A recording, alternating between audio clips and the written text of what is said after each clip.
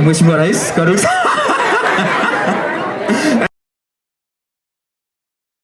Nzuri sana wageni makari Nande mwene one auje.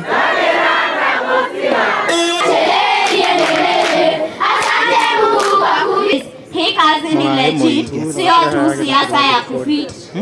Work ama ni script. Mwalimu wangu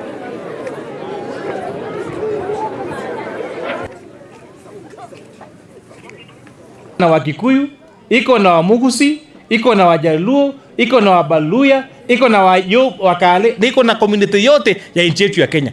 Ni kweli ama si ama ni uongo? So, nilisikia kiongozi mwingine juzi Nairobi, yule ambayo tulituma nyumbani. Na hiyo ndio tabia ilifanya tutume yeye nyumbani. Akisema ati shule kama ya Alliance, shule kama ya Mangu, ati inafaa kuwa ya jamii fulani kwa sababu shule iko Kikuyu ama sijui iko Murang'a ama sijui iko Kiambu. Hiyo mambo ya kuleta ukabila ya nchi yetu ya Kenya, mkifikiria nyinyi wote ni kabila moja peke yake. This country belongs to every community in the Republic of Kenya, and every student has a right to go to whichever school they are called to go. Na hiyo utangamano ndio inafanya tukue na akina, tujue na tukue na experience ya kukaa na watu wa jamii tofauti.